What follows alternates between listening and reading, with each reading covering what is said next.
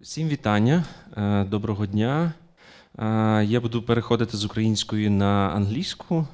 Я думаю, в принципі, більшість спікерів нашої сьогоднішньої панелі і так розуміють українську, але тим не менше, основна мова в нас буде англійська. Мене звати Дмитро Тuzhanskyi, я директором Інституту Центральної Європейської стратегії, і цю завершальну, на мою думку, найважливішу панель цього форуму буду модерувати я. Let me introduce our speakers, today's speakers. I think we have a very good panel, despite one of our speakers couldn't come, Reichardt. So we definitely need voices from Hungary, but yeah, not in this panel. But if you want somebody to advocate Hungary, or to explain at least, yeah, you're welcome. So, Wojciech Przybylski, correct? Yeah, I trained a few times this because I have the Polish surname as well, and it's always difficult with my fellow. So editor-in-chief of the Visegrad Insight. Yeah, happy to have you here. Solomiya Borshosh, the Ukrainian Institute. Nice to meet you and see in person. Yeah, Zoriana Mishchuk, GLOBSEC fellow, and yeah, we are colleagues for recent weeks at least. And my pleasure. So Adam Reichardt, editor-in-chief of the New Eastern Europe, with us today. And we will talk and discuss cooperation of the non-political actors in Central Europe as a solidarity approach. Yes, so how to reshape or shape this new Central Europe, how to actually conceptualize it, yeah, and how to answer to so many challenges. And my first question, it will be Wojciech, to you. Yeah, I know you have a presentation, and so we have, if we just take a look on the at least last 60, 70 years, yeah, we have 1956 Budapest, we have 1968 Prague, we have 1989, yeah, all around Europe. We have 2014 and now 2022, yes? Yeah, correct. So this battle for the freedom, yeah, what could non-political actors do? What our input and what could be impact actually on this? That's a great question. That's of course a question, I don't know if that works. Works, maybe works. Yeah. That's definitely a great question to frame Central European story, but it's not complete story because all of these dates relate to one particular country, which is Russia, that has been behaving in a cyclical spin of violence against its neighbors for longer and earlier than the dates that you mentioned, and further beyond the dates that you also listed. There is a gap because you said 1989, right? Or no, 1989? You mean gap? 1970, 1968, and then 89, yeah. 89, which wasn't really much of, well, okay. 1990s, there was aggression against Lithuania, yeah, and then, but what between, you know, because it's every 10 years. There is Chechnya, there is Afghanistan, and also Georgia. Before that, in Georgia, and also before that. So it's not just Central European story. It's a particular country that projects this type of aggression against its neighbor in order to assert its position in the world. And it's a global story that we're talking about, because this cyclical violence is determining not only our future. If we think 1989, which is ascribed to the Central European moment, we cannot forget Tiananmen. I mean, this is a failed moment in story. If we follow the dates, but I wanted to come back to the question of Central Europe. Mm-hmm. Not this would be just my comment. Okay, good. But I think the question of Central Europe and the strive for definitions are really important. And the essay that everybody got, I don't know if you read it, but I do recommend reading it by colleagues from PRISM, is a serious attempt to grasp, to put you in this forum, to put Ukraine in this context of Central Europe. while my proposal will be more modest than trying to flow from Kundera to all the other formats, because what exists as Central Europe today is de facto Visegrad group, with some attempt to make also 3Cs initiative summit, all of which makes sense only because these are EU countries. So all of these Central European projects make sense because they are part of EU, broader EU. And that EU membership makes these projects prevail and make some impact, because this is the caucus in which you make decisions within the broader context of the EU. That's what I believe, and I would argue, makes the Central European project relevant and live and kicking, because this is a platform that claims agency with a broader and the most important decision-making for the future of this region, which is the EU. So Central Europe would not exist if it was not in the EU. That's what I'm saying. And for that matter, these formats that we're discussing prevail. So in that light, I have a presentation. Maybe I can steal 5 minutes just to browse through. The presentation relates to the report, and I'm happy to give out the copies. We brought a few, not for all of you, but those who would be interested, which are part of an effort that we've been continuously for more than 4 years in various forms running as a strategic foresight exercise to combine the expertise and voices on an ongoing basis in research and also the discursive matter from Central Europe, which is the most also divided region of Europe in terms of borders, politics, and that still has been not claiming its agency until very recently in making some more ambitious policy. In the context of what Ivan Krastev wrote, that we were policy takers and policy makers, that was very much so, mostly because we were jumping on a wagon that was jumping on a train which was already running, and Central Europe were going on a prescribed course. Now, with a lot of elements of global turmoil, and again, this is important that we are living in a global context. Central Europe is exposed to the many of the global uncertainties today. There is a sense to try to map out the futures and to prepare for the uncertainties, and the war in Ukraine is one of those. So this exercise that I'm just trying to show... Oh, I have to switch it on. Okay. Almost. Yeah, thank you. Is related to one of these exercises where we are a media platform, Visegrad Insight, but for the 4 last years we've been building up strategic foresight as a method of bringing on board the expertise from think tanks, experts, journalists, and the public, and presenting reports not for the sake of presenting reports, but to shape and to organize the discussion. Excuse me, may I just clarify? So, Ukraine fellows on your program, also contributed. Yes. Okay, so Visegrad Insight, they have a separate program on Ukraine, which is very important. Yeah, it's one of the initiatives. So you, at least 5 of them, yes, are working with your team. I know Vitaly Portnikov, for example. Yeah. Okay. Good.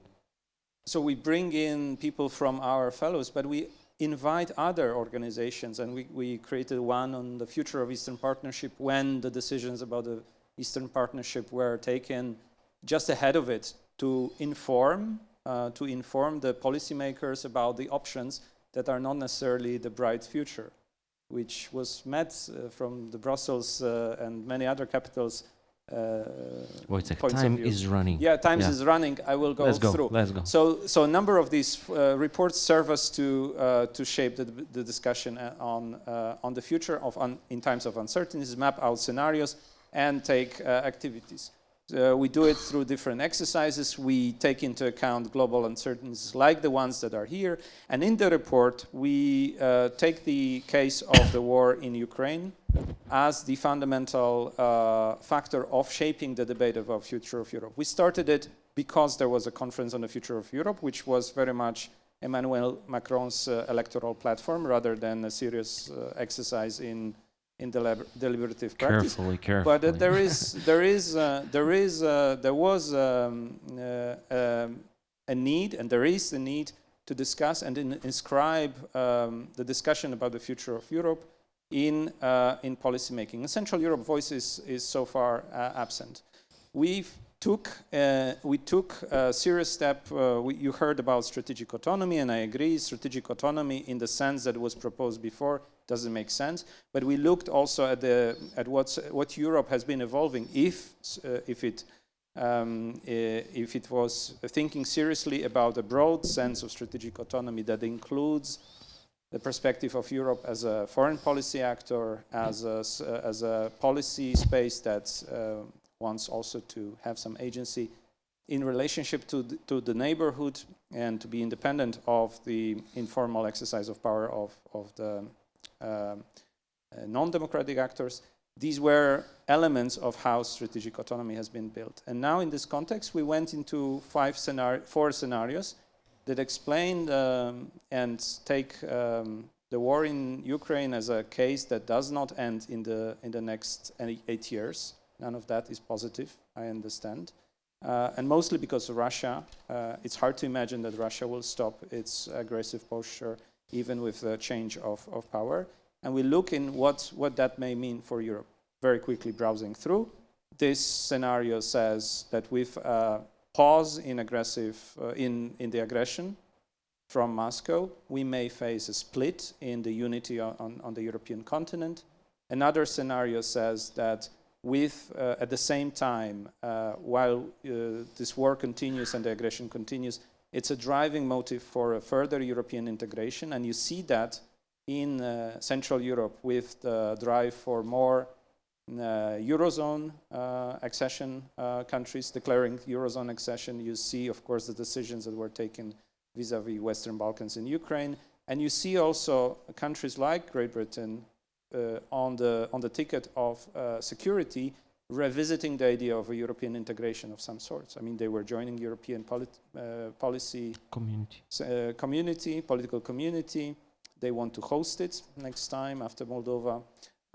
You can see also in the opinion polls that slowly there's a reverse of the Brexit trend. So that's a second scenario. We encourage to envisage a future of Europe through that lens. There is also the question, of course, what happens to demography and the social peace in Europe because of that war. And we see that especially Central Europe has a claim to say what happens when we're quickly aging and depopulating from Southeastern Europe. And with these trends, we see the answers coming, small answers coming around pandemic times, but also recently with the declaration of Ursula von der Leyen to launch new programs on social well-being by the Commission. Europe is stepping in to deliver some sort of a social contract to mitigate the risk related to the social unrest across Europe. And there is also the fourth scenario, which is putting into question, are we prepared for enlargement for the reasons of the European institutions being too optimistic about, the risks that new waves of populism may be posing to itself. In this scenario, we explain what may happen to the future of the European project if we open, as the Conference on the Future of Europe advocated for, the treaties for a change, and the process is unlikely to be well designed and complete with the future of enlargement and new waves of populism coming from Central Europe.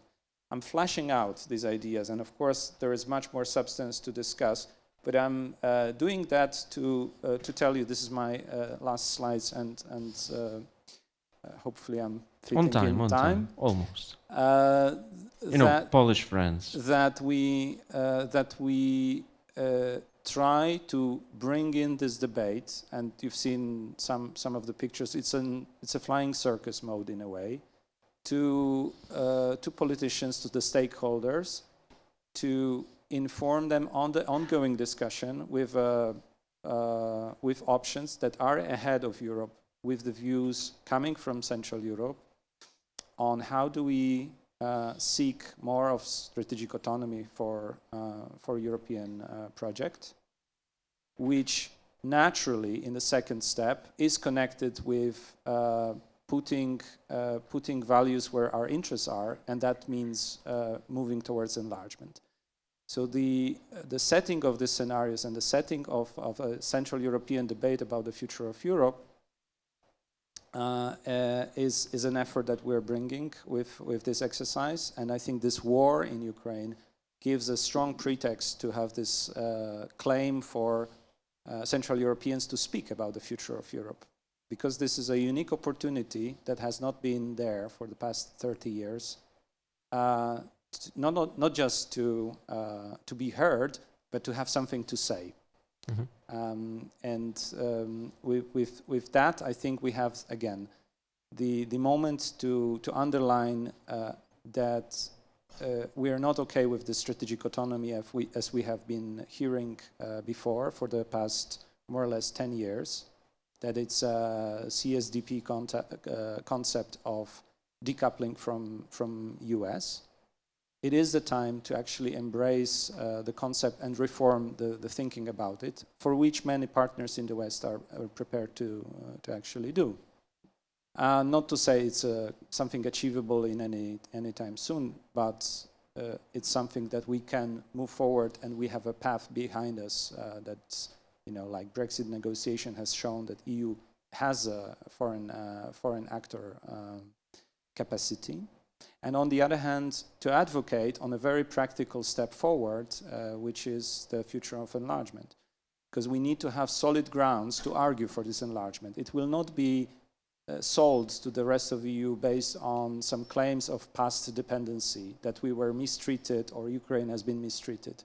It has to be aligned with both the aspects of democratic security. The enlargement logic is very much about setting rules and standards, but it has to be reformed and take into account that the resources that Ukraine has or Western Balkan have are the keys to build up the future of strategic autonomy of Europe, if we're thinking for seriously about the production capabilities or the green transformation and the raw materials.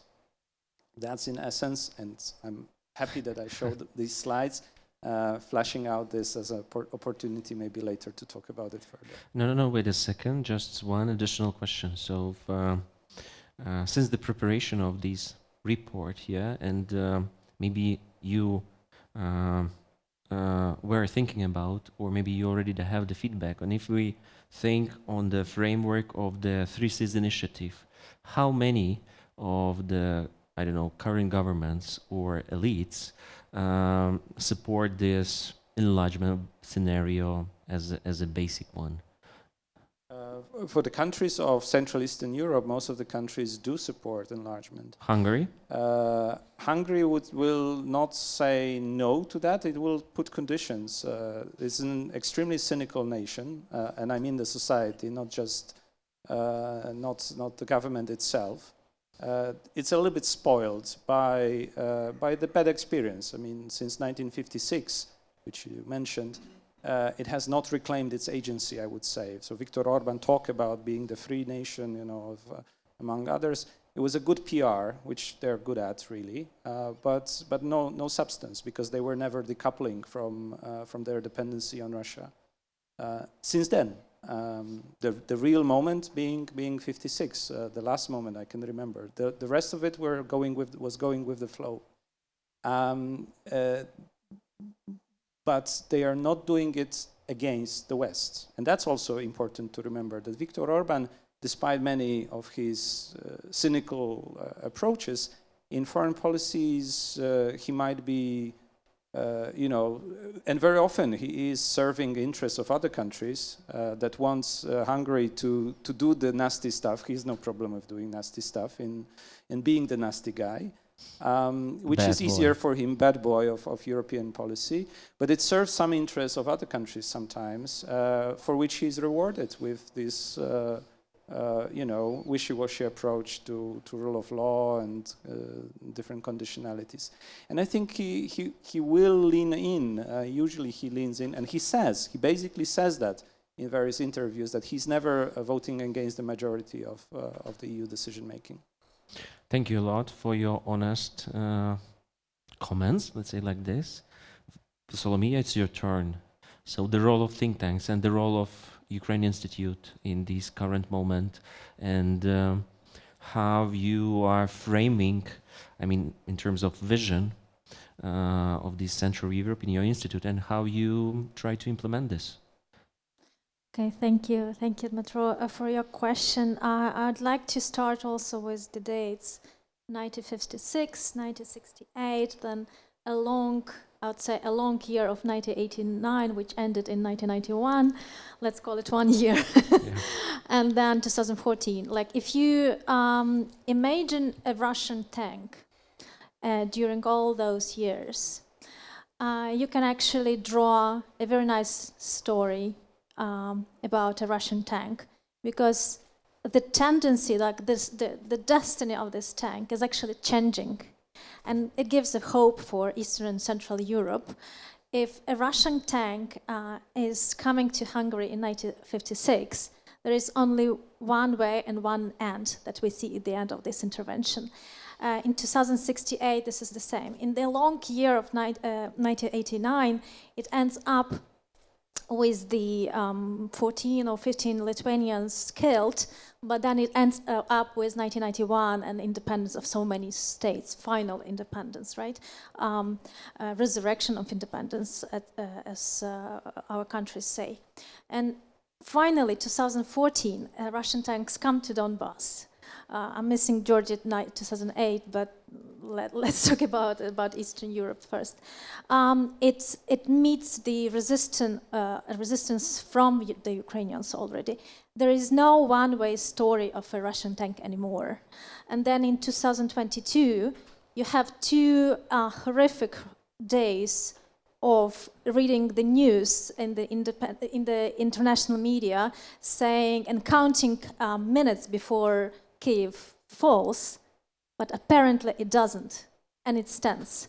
And a Russian tank, the only destiny that we would all see, but the most frequent destiny that we see for a Russian tank is actually to be blown up.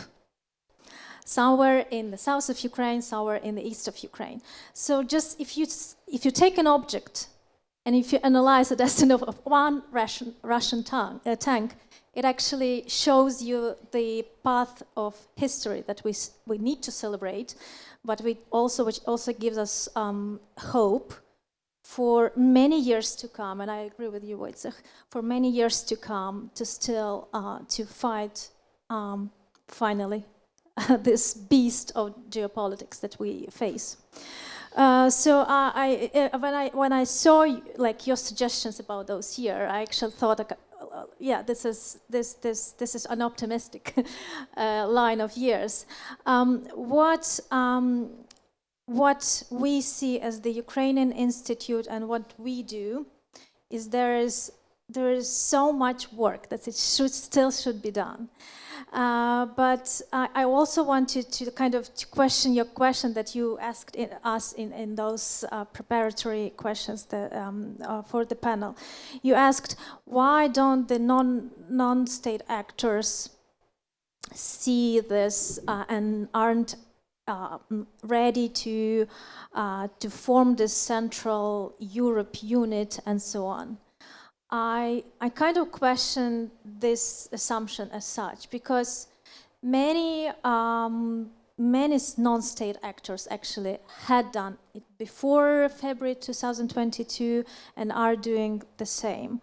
What I'm saying, the problem that we all face in our region is that this big state that we call the Russian Federation this time has never had been punished or persecuted for what they have done. One of the biggest problems with political conscience of the nation that has now imposed this war on Ukraine, at least, is that there was always somebody more evil. There was always an absolute evil in the face of Hitler, in the face of somebody else, but not Russia. This nation has never actually been taken to the formally or not formally to the court and never been persecuted. This impunity that lasts, endures over the years, over decades, is one of the basic problems of and one of the basic origins of the war that we have now. Why? I'm kind of circling around the question. Is it a new term? Is it a new idea? No, it's not. It has been said by philosophers of Ukraine.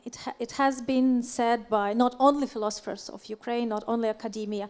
This idea is not new, which leads me to my pre-conclusion that, well, not if we are talking about non-state actors, the civil society in general is also not a monolithic thing, right? There are academia, cultural institutions, media, independent media, think tanks, and so on. Each of these sectors had their own trends, tendencies to talk about and not. But what I can assure you that once you navigate through all this heterogeneous civil society, you kind of meet the ideas that are now kind of boiling up to the surface. Yes, the civil society is one of the most important panels at the forums. I fully agree with you, because this is where the boiler room. Exactly, ideas, the ideas are boiling, discussed. More time is there to kind of have an argument, for the God's sake, right? If you represent, I'm kind of representing the public institution myself, but if you are only representing an institution formally, sometimes you just cannot push your argument and have your arguments fully disclosed, because, well, just not common for and so on. Civil society is the platform where you can do that, and honestly, I do think there are these ideas boiling and have been boiling for years and years. One of the examples that we are working at the Ukrainian Institute is a decolonization of Russia. Again, had been there, yes. Had it been discussed sufficiently enough? Not, I don't think so. Is it the first time, this 2022, the first year that we really have an open mind of so many people that are finally ready to listen? Decolonization of Ukraine. Of Russia, of Ukraine, yeah, sorry, Ukraine. Yeah. Okay. And generally applying this term, the notion of decolonization, to the Russian Empire itself. Mm-hmm. This year, for the Ukrainian Institute, for myself, for a lot of people from the cultural sphere, this term has become so frequently used. Even though last year, when you had started this talk, you would be sometimes, frowned upon, somebody wouldn't agree with you. So it was kind of a new thing that you had to push, a new thing, in a quotes, that you had to push, but there had been those ideas already there. And once the time comes, and I'm saying about this unfortunate war, once the time comes, you should use, something that you had in your drawer and show, listen, this is what we say about decolonization. This is what we say about the impunity. This is what we say about, and so on and so forth. So, just summarizing, I'm not sure how much time I have, because there is no time. Yeah. There is also some ideas that I'd like examples and cases of how we actually do integrate in the European community, I'd say. But maybe I'll just jump in later. Okay, but also could you target that exact country of this big Central Europe where you're the most active right now as an institution, with all these diplomacy efforts? I was thinking all the morning, should I have this joke or not? Go maybe ahead. I'll just It's the last panel. It's the last panel, not that much recorded. Yeah. Okay, so... Recorded. So yes, we do. We of course have our priority countries list. We are analyzing where to work and with whom. Obviously, Germany and France for us are one of the most important countries to have more systemic presence with. Having said that, Poland remains the country where we are very often and frequently present with our project. But what we are talking about systemic presence is to have project offices there, and that's what I'm working on. Joke? No, it's not just still not a joke. Okay.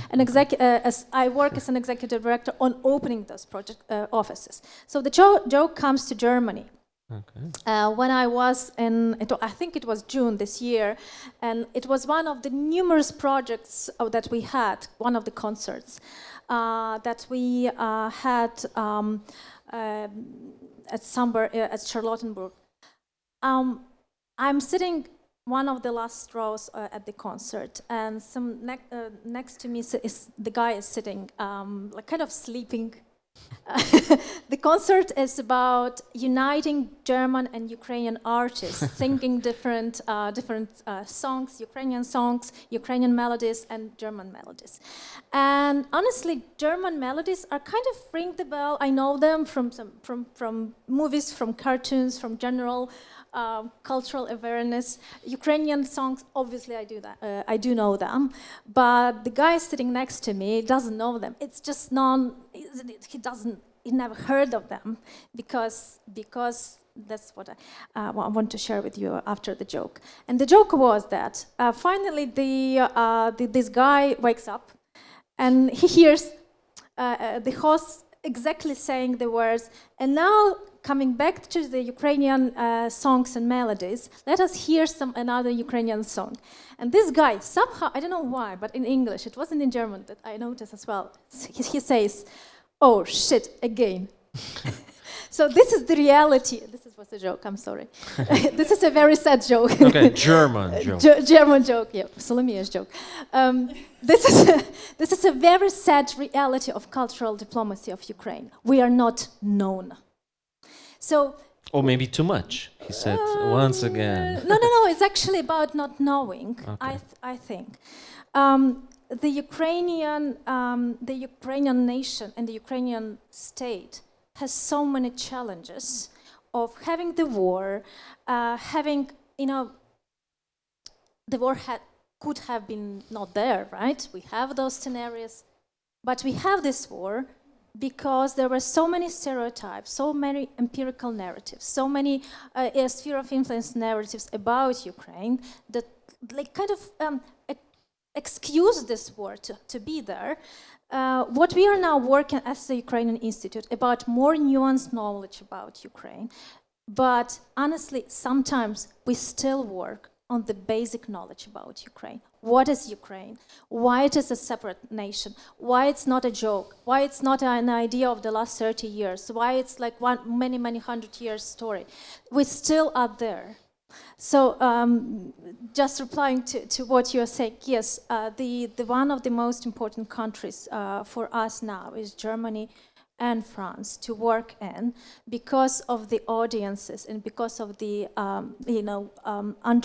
understanding the power of decisions that those countries have. Unfortunately, we already have the neighbors on our side, almost all neighbors. You are an expert in Hungary, but we almost have our neighbors. They are too shy exactly. to recognize it. But where we need to work more is really farther on from Central Europe and to the West and more. Yeah, thank you. Actually, Germany is a good example because all the concept of Central Europe started there. Mitteleuropa, it's exactly this. And Zoriana, it's your turn. Yeah. So what non-political actors could do, what we all could do to these ideas, brilliant ideas actually, we discuss here, thank you, it's true, to actually sell to decision makers, yeah, to be not boring, to be not to exactly receive this feedback, oh shit, one more time, one more crazy idea from the civil society. So what can we do, how we should address stakeholders and maybe. Thank you, Dmytro. Actually, I want to slightly broaden the discussion and actually pick up where Solomiya left, because I believe that not only decision makers are important to work with, and society, not only civil society, but society in general is important. One more example, when we speak about Slovakia, and here I represent both Ukraine and my Slovakian employer, GLOBSEC, clearly in terms of Sergei Sidorenko, Slovakian government is a good guy, Slovakian civil society is also a good guy, and just a small example of how good this guy is, GLOBSEC is really very determined to become a serious player on the Ukrainian political scene and bridge societal dialogue and political dialogue around the future of Central Europe and Ukraine. And it not only established Ukrainian program to which I belong, and Ukraine Support Council composed of distinguished fellows advising on security and economic recovery issues, but it also moves ahead with opening an office in Kiev, so determined to be here and to advocate and deliver those messages closer to Kiev. But so we have two good guys, but when it comes to society, to Slovak society, well, the answer is not that straightforward.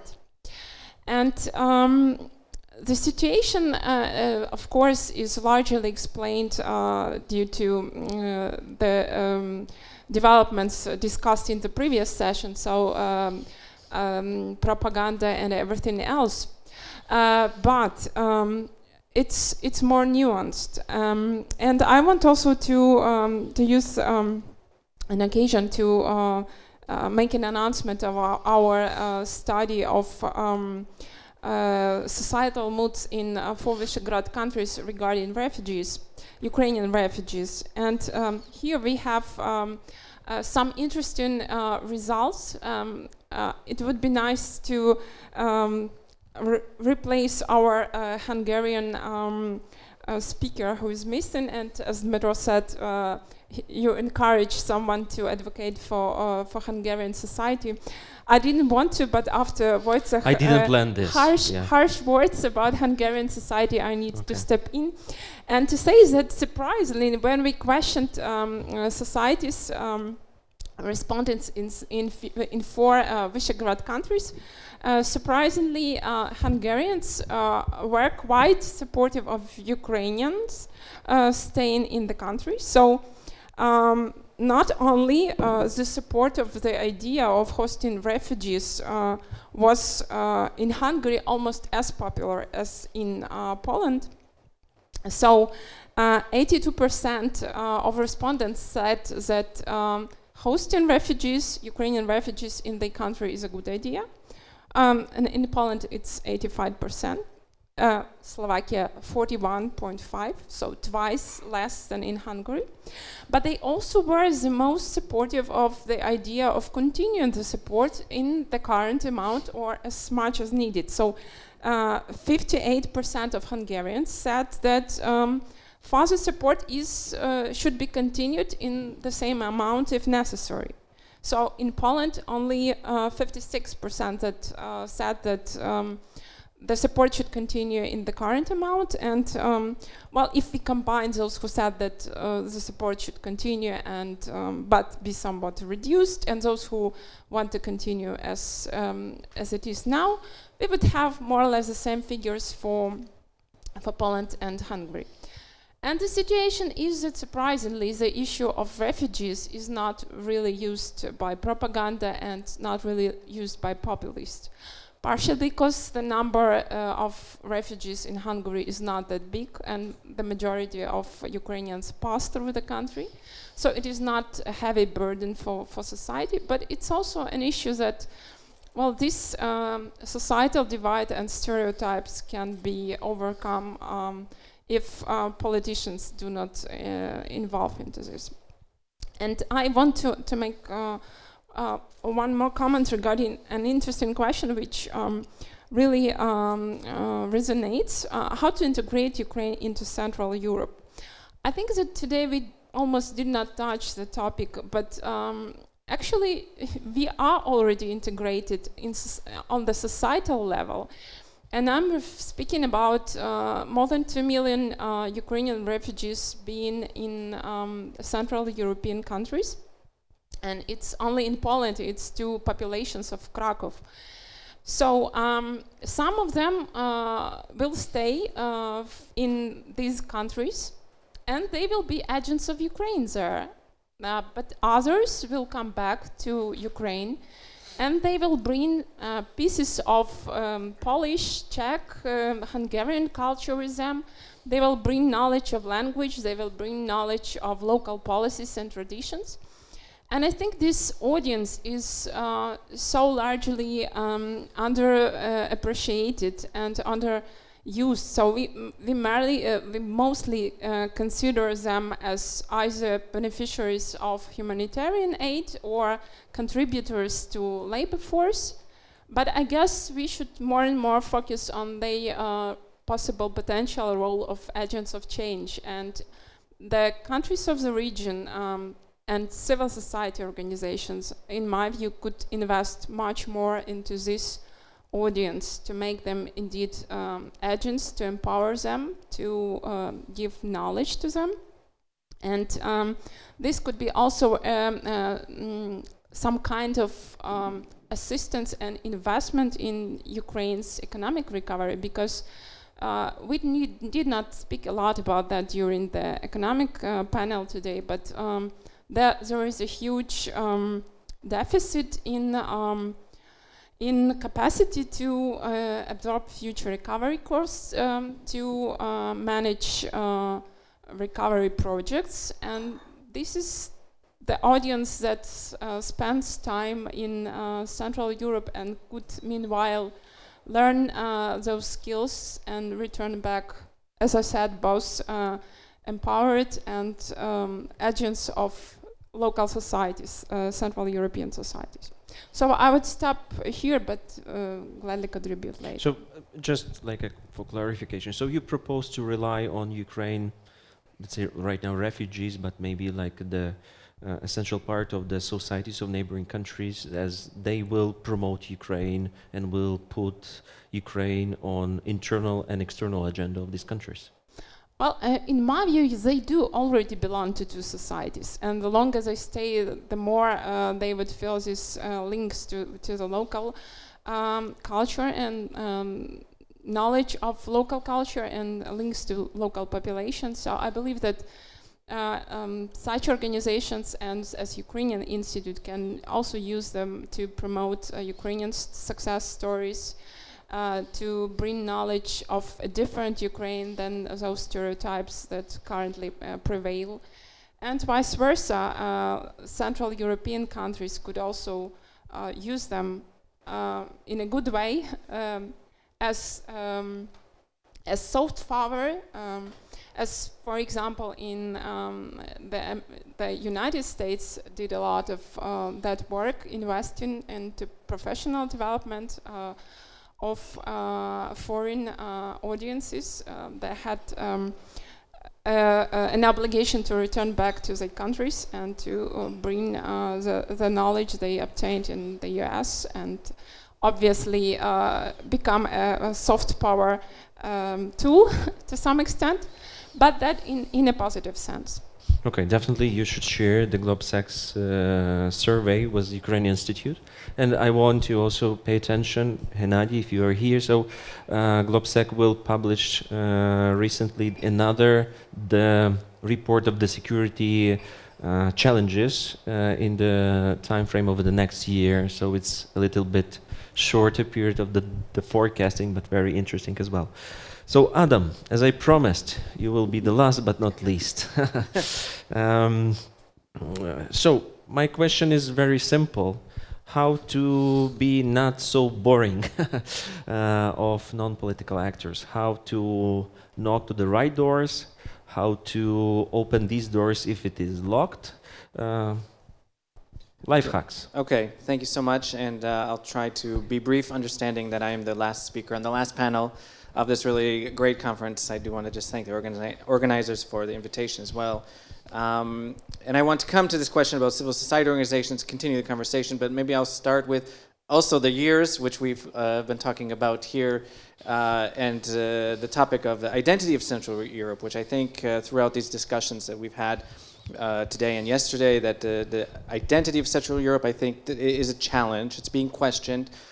We do not see it as as cohesive as it was 25 years ago, let's say.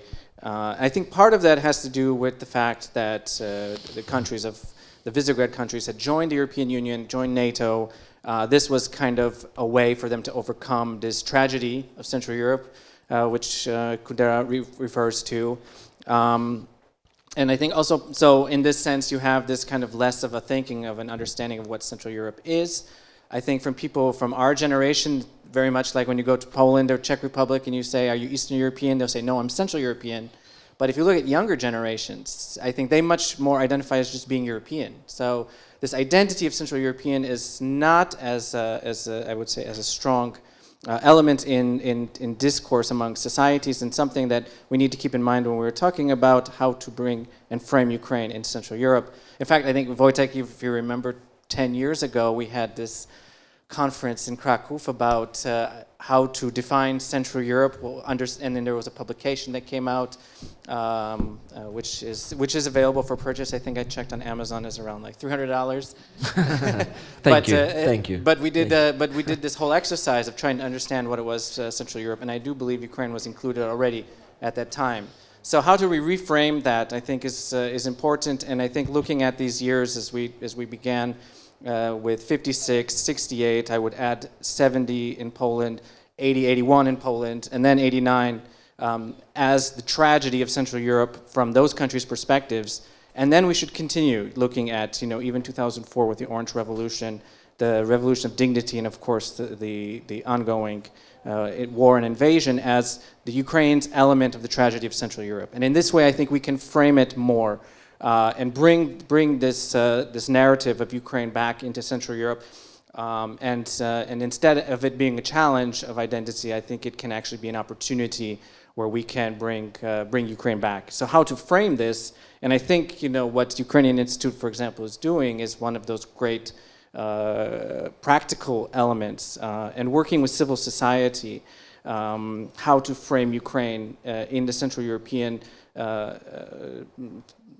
understanding of its regional identity, disconnecting it from Russia and Russian imperialism, because that's what happened to the Central European countries of the, let's say, Visegrad countries, was disconnecting, cutting the umbilical cord of Russian imperialism by joining European Union and NATO. This, I think, ultimately for Ukraine would also be probably the success story of bringing it fully into the Central European family, and then actually being able to say, we're not Central Europeans, we're just Europeans. So I think that is key.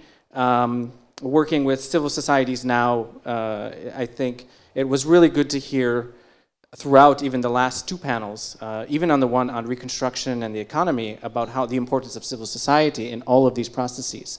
So we need to ensure that civil society organizations are involved in not just narrative and discourse, but also in social people-to-people contacts, reconstruction, and involved. And I think this is where we can look at also the neighbors and how they can be really closely involved in the situation. I would add also, just like from our perspective, where I'm sitting, what we try to do and what we've been doing since we've started New Eastern Europe is to be a voice of the region to the rest of to the wider world. So we've always been proactively seeking out Ukrainian voices and bringing them to the wider world. We currently have even a project now where we are working with local journalists in Ukraine who do not even speak English, translating their articles and publishing them for the wider world to understand the issues in Ukraine. Of course, a lot of them are right now related to the war, but not only. Again, to show that there is this unique, separate identity to the country. And promoting, I think, also success stories of civil societies. My publisher, which is an NGO, which is actually based in Wrocław, also has published a lot of books. Some thanks to Ukrainian support from the Ukrainian Institute. So we've published Ola Chniatuk's Courage and Fear in Polish and in English. It's about Lviv. I'm sure most of you have heard of it. We've published Volodymyr Rafayenko's book on Donbass. Recently, we published a collection of Vasyl Stus's poetry in Polish, Tamara Duda's daughter, Wasyl Barka, and we have Stanisław Asiev's book forthcoming in Polish. So basically what I'm trying to show is bringing this voice to our populations, to our societies, and I can say, of course the war is part of the context, but these books are really, really bringing a lot of, there's a lot of interest, a lot of discussion, a lot of debate about the situation, about Ukraine as a country. So I think we can be doing more of that. And lastly, I guess if we look at from the regional aspect, something that we should be doing better at maybe is working with colleagues across the region, particularly in Hungary, how to engage. I think this is the question for all of us, how to engage Hungarian civil society, Hungarian society, how to convince them that, and there was some positive actually data which you presented, so that's good to hear, but how to convince them, to work back in this framework of Central Europe, and to reverse some of the other trends which were presented this morning by Serhii. Okay, thank you, Adam. And it will be like my last question to all of you, but very brief answer, please. And Adam, we will start from you, because you actually ended up with a very, very, I think, important and maybe the key, actually, moment. So, is Central Europe right now is capable for this multilateral cooperation? And who should lead? Just Poland? And what about Romania? Yeah. Yeah, I think, well, we've talked a lot about these multilateral frameworks throughout the conferences, and I think these multilateral frameworks are good. It's good to have. I mean, we can just list them off, the Visegrad, 3Cs, B9, all those other ones. I think we have to be careful not to overload ourselves with these multilateral formats. Of course, the question I think that should also be asked is like, who should lead, but also like what sector should lead. So it really depends on what format we're talking about. So in 3Cs, for example, it's probably more economic focused. So what countries would be natural leaders in that? Visegrad, again, is more focused on civil society. And I think, with multilateral, we should probably try to be inclusive. I don't want to point out a particular state which should lead. I think what we should try to do is do our best to focus on partnerships, focus on building relationships, and where one of the countries can lead, if it's a natural fit, then definitely we should think about that. But I'm all for multilateral, different formats, but I also think we should also just focus on the bigger picture as well and not get too tied up into these different debates of multilateral cooperation. Okay, Zoriana? I would also try to get away from the question of who should lead, because there are not only multilateral aspect, but also multi-level aspects, as we've discussed here, and also multi-issue aspects. So potentially there is room for ownership and leadership for many countries who feel they are capable and interested to lead in a specific sector or on a specific level. But it's probably when the region is comes together and is united, not competing for who is the boss, when the true value of this regional cooperation become evident. And is it capable? I think that today is the moment when, there will be no better time to unite and to find value in joint thinking and joint doing. So I guess this opportunity should be seized, and I guess Ukraine, while not being exactly of this traditional view of the Central Europe will have a role to boost this cooperation. Okay, thank you. So let me just a bit different question. Where Ukraine should lead in this multilateral approach in Central Europe? Okay. So Ukraine, I think. Quickly. I think again, you are asking about who should lead Central Europe. In multilateral approach. So which sector? Culture? What I really Cuisine? liked about the responses of the previous two speakers, there are so many levels in international relations that we should talk about. That a nation, a state, is only one unit of international relations. There are organizations, civil society. There are people, refugees. There are a nation, a state of Ukraine. So depending on the level you're talking about, where we should lead, where we should be present, as for Ukraine, everywhere. Because we don't have a choice. We need to be everywhere. We need to be active because this is a factor of our survival, literally. So about, but what I wanted to say about where we should lead or not, where we should be partners, Central Europe, whatever. I really liked Adam's idea about Europeans, so that's what we also see it in surveys. It's about Europe. It's if we need the Central Europe, it's a social construct. We need to understand and remember about that. If we need Central Europe for the sake of something, for example, for the sake of securing peace in this region, let's talk about Central Europe. If we don't need, if it's not enough, if it's only kind of trying to build fences, let's not talk about Central Europe at all. Because if we don't, how Germany, France, the UK, and other EU countries on our side, do we meet our objectives? No, we don't. So the question about should we lead, should we not lead, this is all about your final objective. What is your final objective for this region? This is something that should define all our actions and all our talks, I think. Okay, thank you. Wojciech, so where Hungary could lead and where Poland will lead, in which approach in this multilateral?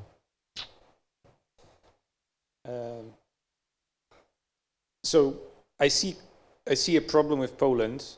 Really? In its positioning on Central Europe, okay, as the current government, because there are two approaches in which you treat Central European project as an equal project to the European project, which seems to be the current government position and strategy, which is misleading, misguided, and will fail. Because Central Europe will not be on its own terms some other entity than or alternative to European integration. And there is the other approach in which Central Europe is a function of European integration. And by prioritizing, and by Poland having in the past and hopefully in the future prioritizing European integration, it will make Central Europe work for a very pragmatic reason. And answering to the question, for being a country capable of delivering policy, information, resource that relates also to Ukraine. The most populous means not only in terms of society, but also in terms of bureaucracy that can deliver the resource that is needed for all the other smaller countries. They do not have capacity necessarily to be so influential in manpower, in terms of manpower or women power, I mean numbers of people present in institutions. And this is essential. Now, it's not going to happen immediately. Poland has found itself in a very perilous spot because of the direction we went in on Central Europe and on the EU affairs. And it will take time. And the best ally and the best tandem for this is Czech Republic. So Czech-Polish tandem has been the tandem of Central Europe because it's aligned in fundamental ways, which this war is also, in this situation, is also showing on security issues, to which Poland now needs to come back, and Czech Republic is the way. This is going to save a direction for Poland if we stick together, and there is a serious attempt to nourish and secondly to decouple. Poland needs to decouple from Hungarian dependency because it's basically well, the tail wagging the dog, you know. Currently in this situation, it's simply a country of contradictory interests in realpolitik terms that is, for whatever reason, dictating Polish European position. In Hungarian terms, what it means, probably they need a shock therapy. That's like my best hope for them. And my advocacy is to suspend, to leave an empty chair for a Visegrad cooperation for Hungarians. And I've been advocating for that for long, because that should shake up the society for which Visegrad and for other societies. I think new generation is still important to be part of, you know, neighborhood cooperation. And it's not contradictory to the, according to the other polls that we can read from Bratislava-based Institute of Public Affairs, IVO, that they do every 5 years, this study on perception of Visegrad and the EU. It's not contradictory. If you believe your Visegrad group, you also believe your EU, and you actually want Visegrad to be more, delivering more in the EU. So I think leaving an empty chair for Hungarians is the really way forward for both Central Europe and for Hungary to reinvent itself, to, you know, shake up and wake up. Because all these nice things they say, yes, they say, but I don't believe a Hungarian society is like, welcome at home. Yes, put the migrants to work, put them in the camps, fine, you know, refugees, and we're all for it, absolutely. We support this. Because this is the social imagination provided by Orban through years and years of a narrative about what is the attitude towards newcomers and the refugees. So for Hungary to lead in anything, it's a very innovative country, it's a very well organized country. You know, one of the reasons they misfired with this Polish-Hungarian cooperation is that because of Poland, everybody saw what they are. Which apparently, according to a testimony of my friend who had dinner with their chief propagandist Zoltan Kovac, said the Zoltan Kovac said Poland is bringing bad name to illiberal democracy, you know, because we made it messy. Okay. Otherwise, Hungary had it very well organized and you know kept it under the radar. But they need to use this great potential of being such a well organized country, so maximizing its potential, but for the goods. For the matter in for the good of society, and that will need a wake-up call. It's too dormant for now. They have a breakthrough on the football. So right now they are leading their team, winning against Germany and so on and so forth. So soccer, I mean football. Okay, thank you. We could take a few questions or maybe just one. Yeah. So who will help me with the microphone? Okay, I could do it on my own, no? Or you? Yes, hello, Igor Brelyan, I'm Infom. I have a question about the volunteers. What do you think? How did the volunteers change the perception of Ukraine in Central Europe after 2014, and especially after the February 24th? It's a question to all of us? Yes. Volunteers, yes? Okay, but yeah, let's... Volunteers, yeah, Ukraine volunteers, correct? Okay, Adam, you should definitely start. Okay, so if I understood the question correctly, is how volunteers, but like local volunteers helping Ukrainians, change perception? Yeah, of Ukrainians at all. Yeah? No?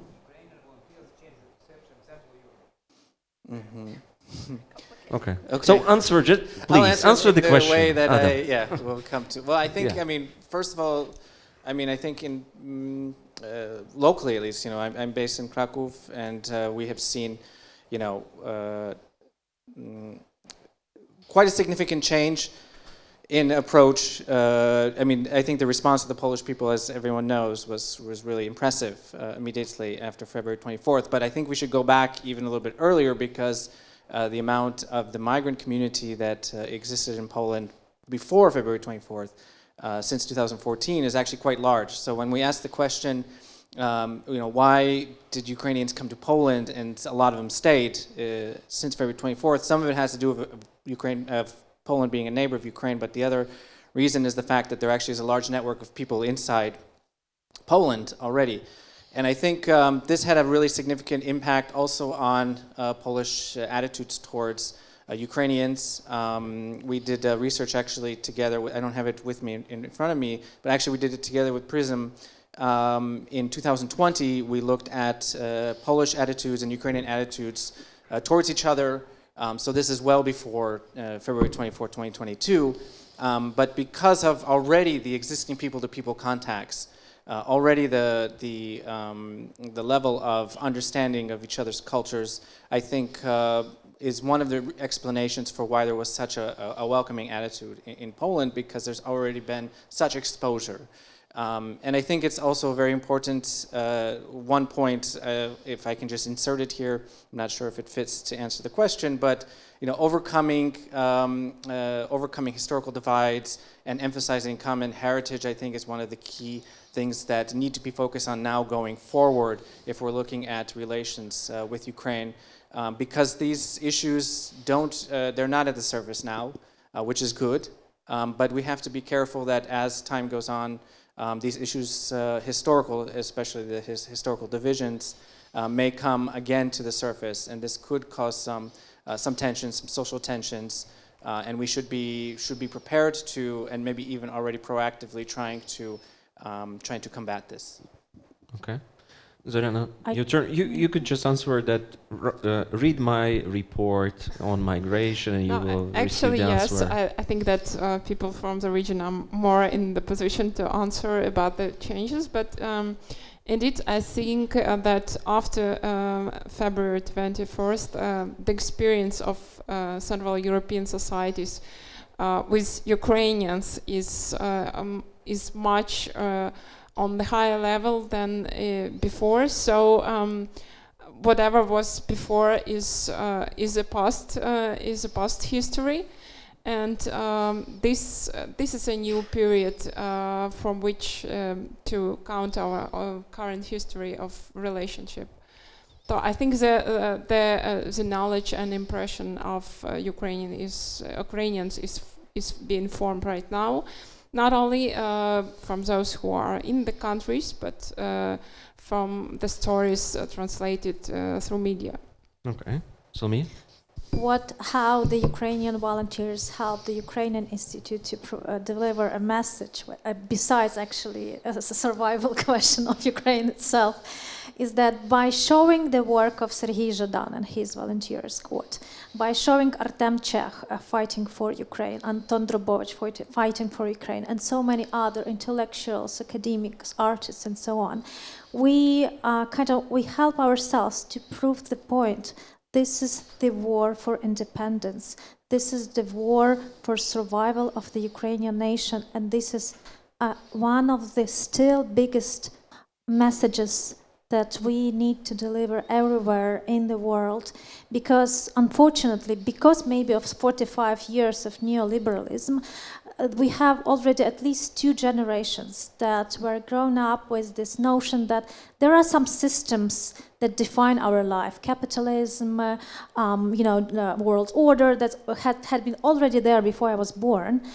Our volunteers and our war for independence helps to deliver the message there is still agency in international relations, in domestic politics, and so on. Nothing is defined before you were born. And I mean, I think our volunteers, by showing their faces, by showing their photos and videos, it helps so much, well, at least in those countries that we work with.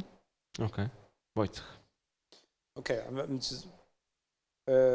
First, I have to tell you that before we had this war, and even in the first days and weeks of the war, the dominant discourse in Central Europe about Ukrainians is a workforce. So Ukrainians were not treated as equal neighbors, partners. They were treated as a workforce, and most of the encouragement that was coming through business, but also there was a discourse in the media, mostly in Poland, was about, these were the dominant discussions. This is a great opportunity to build a workforce. Now, what the volunteers have been showing, and I think needs to be built further on it, in terms of Ukrainian volunteers, also in the countries of Central Europe, is to make it institutionalized, to show that the Ukrainians are building institutions in these countries also. Ukrainian schools, Ukrainian cooperatives, integrate this with the message, and showed that these institutions served a bigger purpose, not just Ukrainian. Last week or so, I was over a week ago, I was in Taiwan, in Taipei, where there was a clear demonstration discussion with global activists from all around the world about what Ukraine is doing and what's the experience.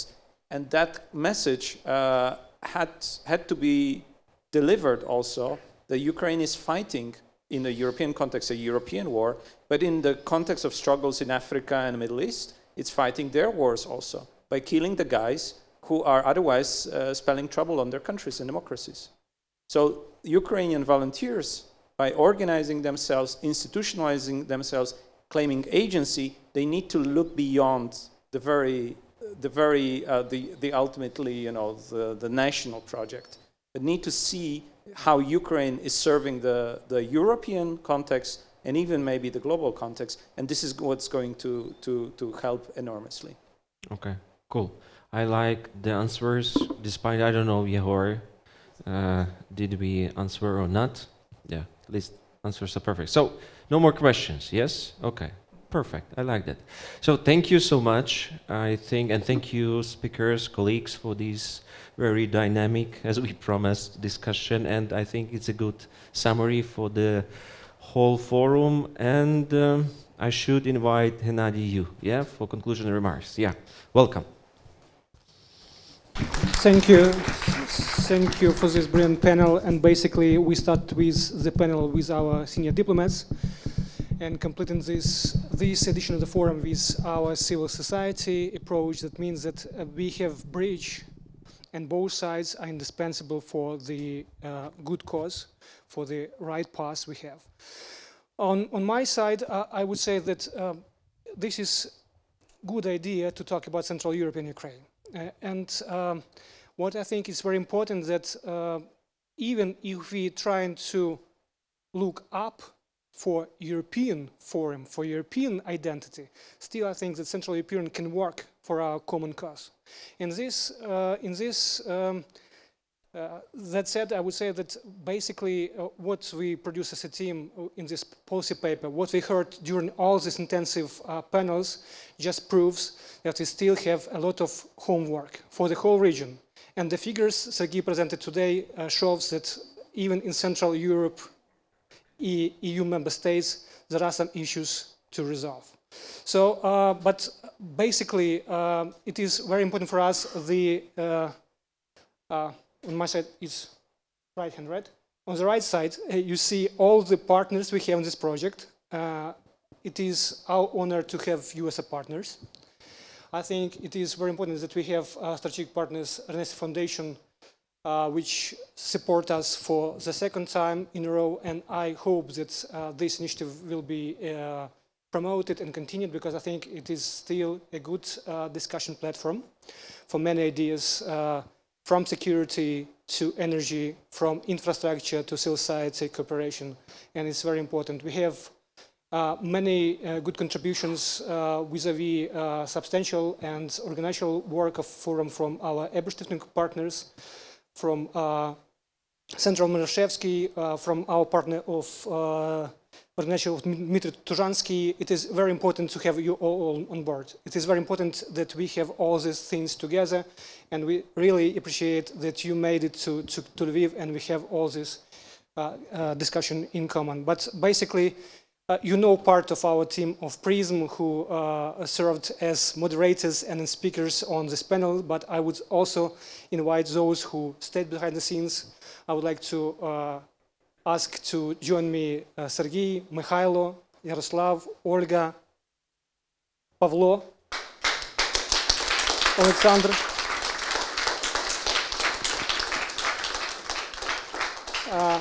Till the very end, we were not sure that everything would go as we planned because of the war, and basically that we started on Monday, and Kremlin had that awful tradition to start on Monday. All these attacks was also for us a very problematic thing, but eventually I think it was a success story for this event, for this forum, and basically I'm grateful for this team for your patience. and for your forward-looking approach to this forum. So thank you so much. And with this, I think that we may say that this forum was a successful one endeavor. Thank you so much. Thank you.